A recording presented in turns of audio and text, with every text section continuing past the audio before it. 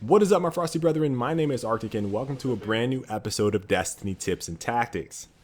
We're on week 6 of Trials of Osiris, which puts us on the map Black Shield.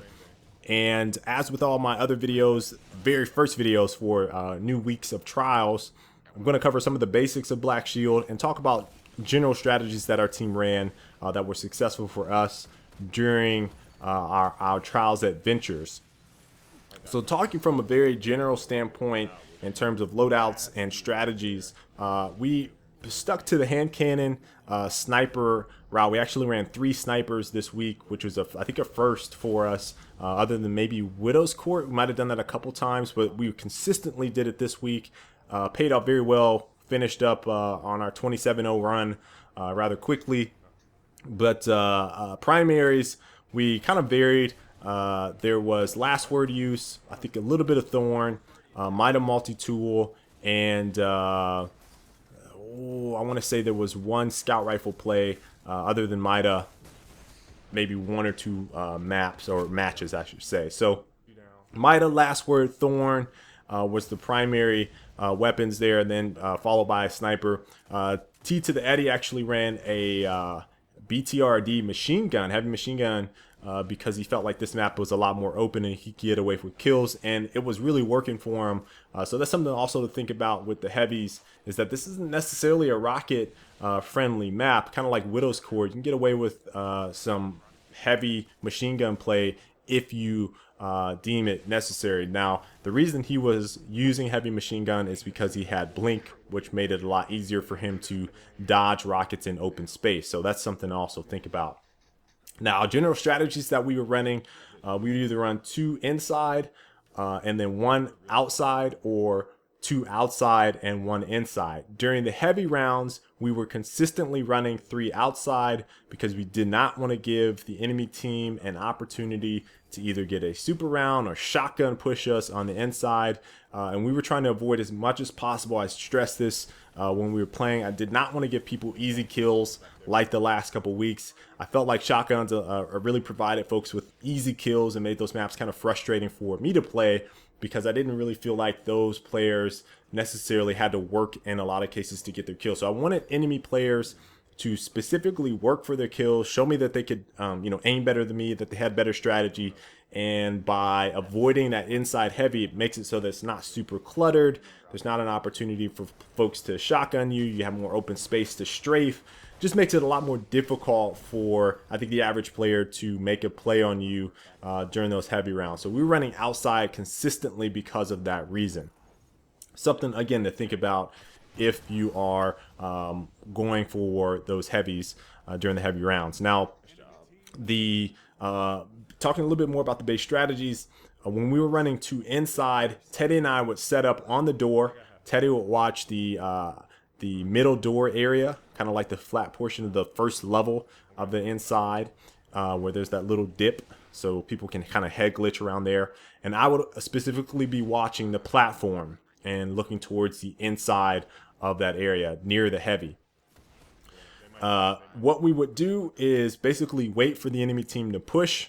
So they would either jump up on a platform, I get a free shot, or they would strafe out towards that middle area and Teddy would get a free shot. And what I mean by a free shot is that because we were set up on those doors and not really moving much, the enemy team was not able to set up a shot before we could. So we would always get the first shot, I'd say 9 times out of 10, on the enemy team moving in that middle area.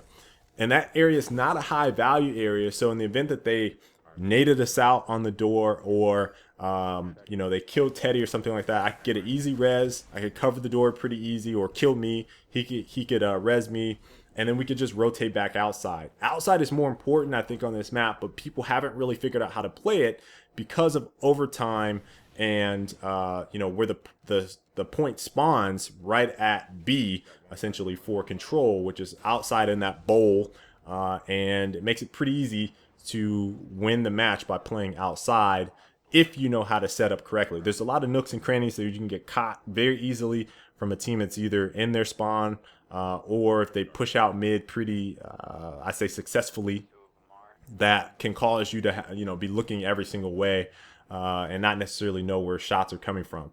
If we ran 2 outside, again, we had the same strategy as inside, where one would sit on the door, which is me typically. I'd be sniping, looking at platform, but I will be more conscious of my radar, because if someone pushed me, I needed to get out there really quickly. And then we would kind of collapse if the enemy team was playing inside from mid.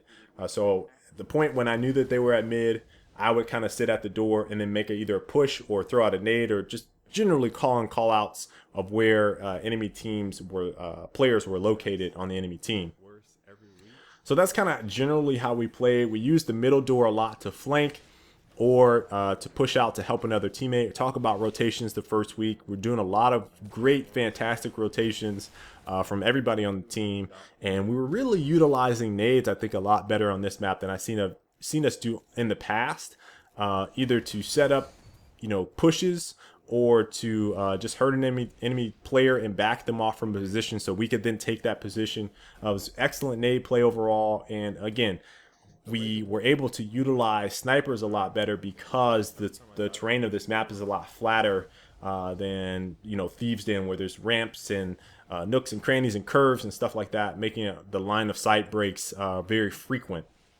One last thing I want to mention is that there is a side advantage on alpha side. I don't know if it's necessarily going outside, but at least on the inside, if you're running blinker catapult, you can actually get inside to the middle platform before Bravo, which has that very long straight pathway to the inside.